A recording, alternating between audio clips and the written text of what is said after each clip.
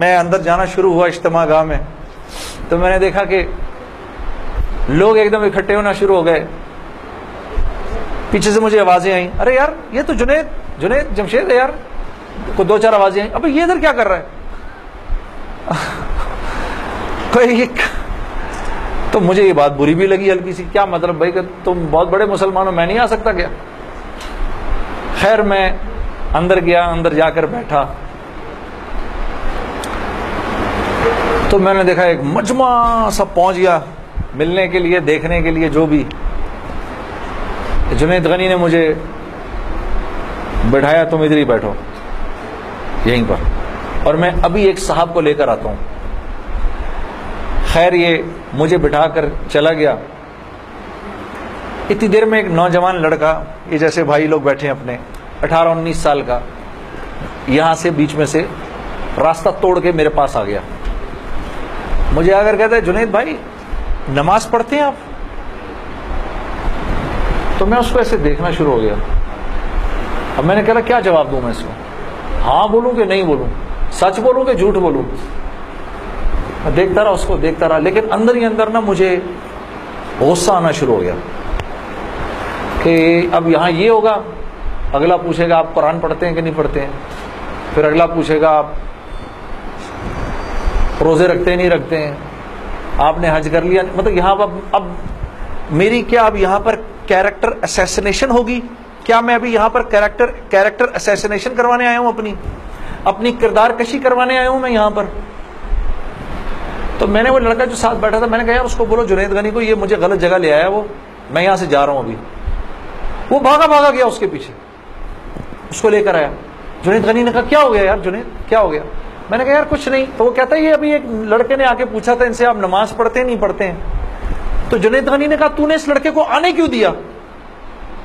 اتنا غصے ہوا وہ اس پہ. میں نے جنید غنی کو ٹھنڈا کیا, میں خود بھی تھوڑا ٹھنڈا ہوا. میں نے کہا یار کیوں ناراض ہوتا ہے, وہ لڑکا بات تو صحیح کر رہا تھا نا کہ نماز پڑھنی تو چاہیے مجھے. تو اس نے جو جملہ بولا نا مجھے, وہ مجھے آج تک یاد ہے. جنید غنی نے جو جملہ بولا, اس نے کہا جنید ہم کیوں نہیں پوچھتے کہ تم نے کیوں نہیں کیا, ہم تو ترغیب دیتے ہیں, اس کے بعد اللہ سے دعا کرتے ہیں کہ اللہ وہ نیکی کرنے کی توفیق دے. ہاں وہ آج بھی مجھے وہ بات یاد ہے. اللہ پاک یہ مجھے بھی عطا کرے کہ ہم کسی سے یہ نہ کہیں بھائی تم نے کیوں نہیں کیا یہ, بلکہ نیکی کی ترغیب دیں اور پھر اللہ سے رات کو دعا کریں اللہ میرے اس بھائی کو, میری اس بہن کو توفیق دے وہ اس نیکی کو کر سکے. پھر میں نے کہا جنید غنی کو چل چھوڑ یار, میں ادھر ہی بیٹھا ہوں, میں کہیں نہیں جا رہا. اب جنید غنی صاحب نے ایک صاحب کو بلایا, ان کا نام تھا ڈاکٹر بلند اقبال.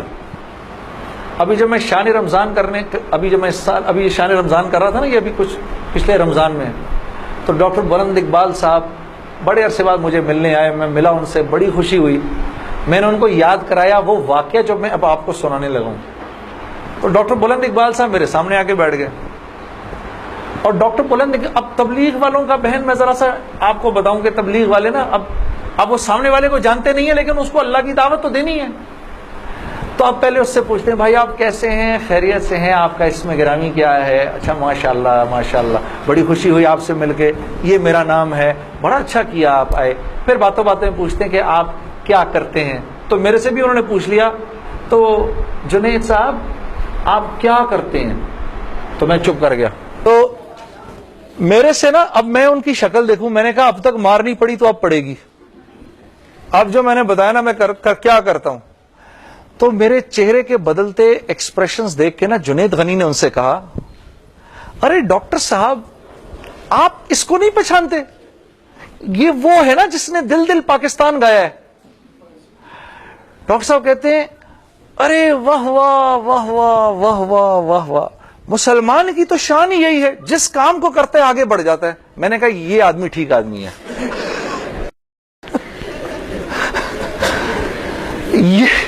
یہ بالکل ٹھیک آدمی ہے, اس سے کرو دوستی. تو بعد میں نے ڈاکٹر صاحب سے کہا ڈاکٹر صاحب یہ جواب آپ کہاں سے لائے اتنا خوبصورت سا؟ تو مجھے کہنے لگے یار میں نہ تجھے جانتا نہ مجھے یہ پتا دل دل پاکستان کیا. تو جب اس نے بولا نا اس نے دل دل پاکستان گایا، تو میں نے کہا واہ واہ واہ واہ، اور میں دل میں دعا کروں یا اللہ جلدی سے صحیح جواب میرے ذہن میں ڈال، جلدی سے صحیح بات ڈال میرے ذہن میں. تو میں نے فٹ کہہ دیا. اور یہ بات میرے دوستو ہے بھی سچ کہ مسلمان کی شان یہ ہے، مسلمان جس کام کو کرتا ہے نا، مسلمان اس کام میں آگے بڑھ جاتا ہے. ساری دنیا میں جن کاموں کو آپ برا کام سمجھتے ہیں نا کہ یہ برے کام ہیں، ان برے کاموں کو بھی اگر کبھی کسی مسلمان نے کیا نا تو یقین کرو غیروں سے بھی زیادہ کیا. ہاں یقین کرو، مسلمان ایک عجیب امت ہے، ہم سے بہتر کوئی نہیں. کنتم خیر امہ، بس یہ ہر لائن سے بہترین امت ہے. جس کو اللہ ہی کہہ دے تم بہترین ہو تو پھر ہمیں دوسروں سے پوچھنے کی کیا ضرورت ہے کہ ہم اچھے ہیں کہ برے ہیں. ہاں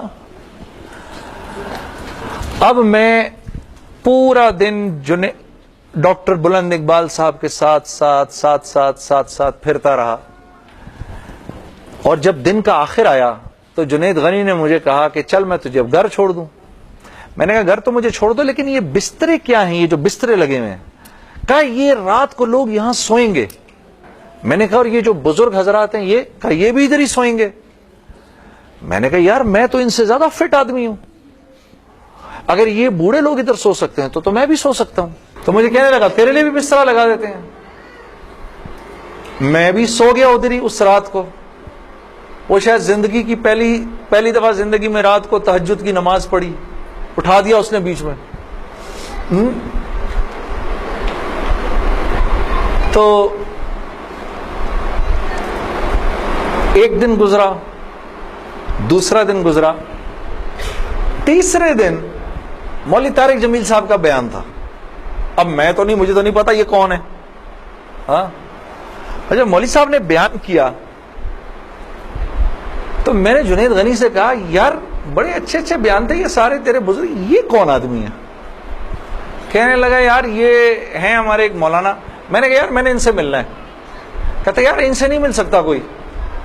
میں نے کہا بھائی میں اس ملک کے صدر سے بھی مل سکتا ہوں اور اس ملک کے پرائم منسٹر سے بھی مل سکتا ہوں، یہ مولوی سے ملنا کیا مشکل ہے؟ تو خیر میں نے اس کو کہا مجھے ملنا ہے، ہر صورت میں ملنا ہے. کہنے لگا کہ یار کس طرح کریں گے، چل میں تجھے لے کے چلتا ہوں. خیر جی ہم پورے مجمع میں سے نکلے دونوں، کرتے وہ پیچھے حضرات کے ٹینٹس لگے ہوئے تھے.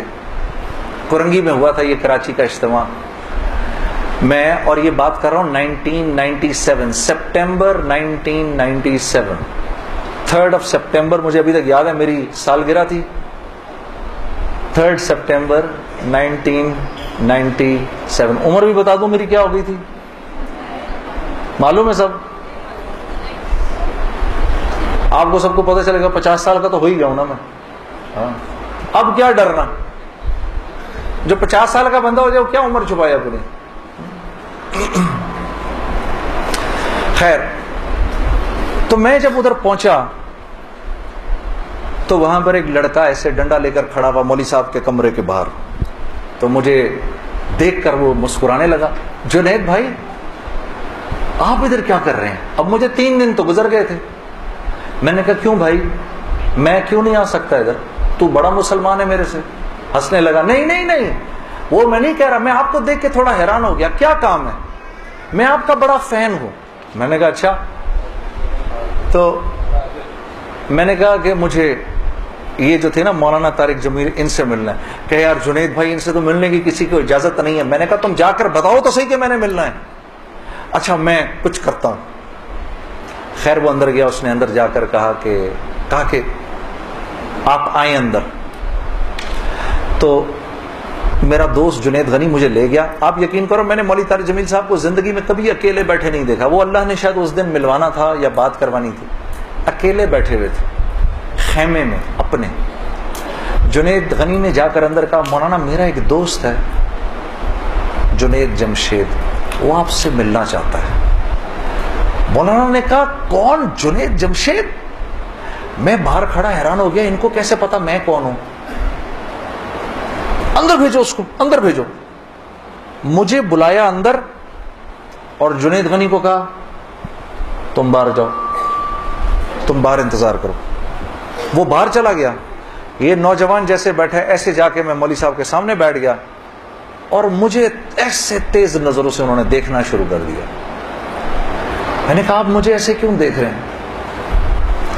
کہتے ہیں میں تجھے نہیں دیکھ رہا، میں تو اللہ کی شان دیکھ رہا ہوں. میں نے کہا جی کیا مطلب؟ کہا تیرے بڑے بڑے بورڈ لگے ہیں فیصل آباد کے اندر، بڑے بڑے بورڈ لگے ہیں. میں اکثر ان بورڈز کو دیکھ کر کہتا تھا، مجھے بعد میں مولانا نے بتایا، میں ان کو بورڈز کو دیکھ کر کہتا تھا ہر ایک کو ہدایت مل سکتی ہے، اس کو نہیں مل سکتی. ہاں آج میں جب ادھر ایئرپورٹ آ رہا تھا تو ایئرپورٹ پہ تیرا بڑا سا بورڈ لگا ہوا تھا، ایسے ہی میرے دل میں آئی یا اللہ کیا یہ نہیں ہو سکتا کہ اس سے میری ملاقات ہو جائے، اور تو میرے سامنے بیٹھا ہے، میں اللہ کی شان دیکھ رہا ہوں. تو میں نے کہا اچھا.